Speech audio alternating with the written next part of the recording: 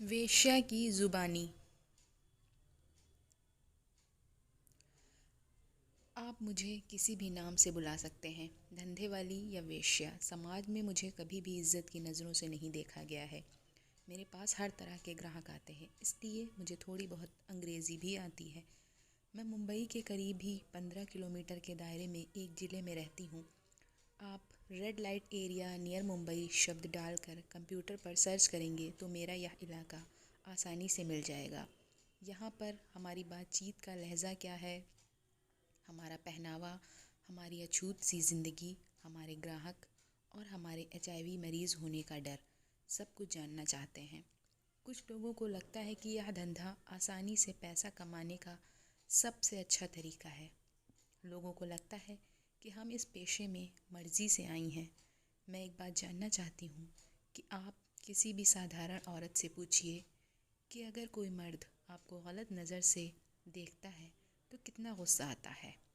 आप कितना असहज महसूस करती हैं। जब उसने आपको छुआ नहीं, सिर्फ देखा, तो आप असहज हो जाती हैं। तो हमें यह सब करके कैसे अच्छा लगता होगा। यह सोच जानबूझकर बनाई गई है कि यह पेशा अच्छा लगने की वजह से फल फूल रहा है। आपके सभ्य समाज ने इस चलन को मंजूरी सी दे दी है कि मर्द हमारे शरीर को नोचने, तोड़ने और काटने का हक रखते हैं। यह आसानी से पैसा कमाने वाली सोच बिल्कुल गलत है। इस पेशे में आने वाली लड़कियां ज़्यादातर मजबूर होती हैं, अनपढ़ होती हैं। उनका परिवार बेहद गरीब और लाचार होता है। उनका कोई सहारा नहीं होता है। कोई उनका ही नज़दीकी दोस्त, रिश्तेदार, पड़ोसी उनकी मजबूरी का फ़ायदा उठाता है और पैसों के लिए ऐसे नरक में धकेल देता है। मेरे साथ काम करने वाली कुछ लड़कियां तो रद्दी से भी सस्ते दामों पर खरीदी गई हैं। आमतौर पर 14 साल से 15 साल की लड़की 2500 रुपये से लेकर 30,000 रुपये के बीच खरीदी जाती है। साल 2017 में एक 16 साल की और दूसरी 14 साल की दो बहनों को सिर्फ 230 रुपये में खरीदा गया। दो लड़कियां 230 रुपये में बिक गईं। अगर दोनों लड़कियों का कुल वज़न 80 किलो भी था तो इसका मतलब 3 रुपये प्रति किलो। ज़रा याद करके बताइए कि आपने पिछली बार रद्दी अखबार किस भाव में बेचे थे। शुरुआत के दिनों में खरीद कर लाई गई लड़कियों को समझाने का काम हमें ही करना पड़ता है। कोई भी लड़की सिर्फ बात करने से नहीं मानती, फिर उसे खूब डराया धमकाया जाता है। बहुत सारी लड़कियां डर के चलते मान जाती हैं और जो नहीं मानती हैं उनके साथ बलात्कार करते हैं, मारते हैं, पीटते हैं बार बार लगातार, जब तक कि वे इन जुल्मों के चलते टूट नहीं जाती और काम करने के लिए हाँ नहीं कर देती। पर कुछ लड़कियां फिर भी नहीं मानती, तब उनको बलात्कार करने के बाद बेहद बुरी तरह से सताया जाता है।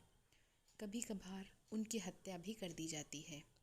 यह वह लड़की खुदकुशी कर लेती है। ऐसी लड़कियों की लाश नदी किनारे या जंगल में पड़ी मिल जाती है, जिसे लावारिस बता दिया जाता है। मैं 18 साल से इस पेशे में हूँ। मैंने भी डर और ज़ख्मों को भोगा है। हर पल मौत से भी बदतर रहा। दूसरी लड़कियों को इस दलदल में धकेले जाते हुए देखा है और कोई कुछ नहीं कर पाता। हम सिर्फ एक शरीर हैं। आपका साफ सुथरा समाज सब कुछ देखता है और अपने काम में लग जाता है। अब आइए बताती हूँ आप अपने ग्राहकों के बारे में। पहले हमारे ग्राहक अधेड़ हुआ करते थे, पर अब नौजवान और यहाँ तक कि नाबालिग भी आते हैं। इस पेशे का एक डरावना चेहरा यह भी है कि नाबालिग बहुत दरिंदे होते हैं। ये लड़के हमसे अलग अलग डिमांड करते हैं। वह इंटरनेट पर जैसे सीन देखते हैं उन्हें दरिंदगी के साथ अपनाते हैं। हमारे मना करने पर खतरनाक हो जाते हैं, क्योंकि पैसा देकर मनमानी करना इनका हक है। ये लड़के काफ़ी बेरहम होते हैं, पर हमारे पास चुनाव की गुंजाइश नहीं होती है। किसी तरह से उस वक्त को गुजारना होता है। समाज में बैठे लोगों को लगता है कि हम बैठे बैठे मलाई खा रही हैं और हमारे पास बेतहाशा पैसे हैं। सच तो यह है कि हमारी हालत देश के बजट जितनी ही मुश्किल है। समझना, हमें जब खरीदा जाता है तो वह रकम हमें ब्याज समेत चुकानी पड़ती है, जिसे हम 4 से 8 साल तक ही चुका पाती हैं। और हमारी ख़रीद और बिक्री में लगी हुई पूंजी की ब्याज दरें कितनी होती हैं, यह हमारा मालिक या दलाल तय करता है। लड़की की उम्र, खरीद की रकम, उसके चेहरे, मोहरे और आखिर में बिचौलिए होते हैं, जिसमें पुलिस और मानव अधिकार संस्थाएं चलाने वालों का भी हिस्सा होता है। सब मिलकर हमारी कीमत तय करते हैं। यह भी एक बड़ा सच है कि एक धंधे वाली को मिलने वाले पैसे से बहुत से लोगों के घर पलते हैं, पर वह सभी लोग सभ्य समाज का हिस्सा बन जाते हैं और हम बदनाम गलियों की रोशनी। शुरुआत के दिनों में सिर्फ हमें खाना और कपड़ा व मेकअप का कुछ सामान ही दिया जाता है। मुझे साल 1997 में महज 8,000 रुपये में ख़रीदा गया था। शुरू के 5 साल तक मुझे कभी कुछ नहीं मिला, यानी 8,000 रुपये चुकाने के लिए मुझे 1,000 से ज़्यादा लोगों के साथ जिस्मानी संबंध बनाने पड़े। मतलब प्रति ग्राहक मेरी लागत 8 रुपये थी। हालांकि अब इस समय हर लड़की को एक ग्राहक से 100 से 150 रुपये मिल रहे हैं। आमतौर पर खुद का सौदा करने के लिए मजबूर एक लड़की महीने में 4,000 से 6,000 रुपये कमाती है। इसके बाद उसे घर का किराया 1,500 रुपये, खाना पीना 3,000 रुपये, खुद की दवा 500 रुपये और बच्चों की पढ़ाई लिखाई अगर मुमकिन हो पाई तो 500 रुपये, और सबसे ज़्यादा खर्च हमारे मेकअप का।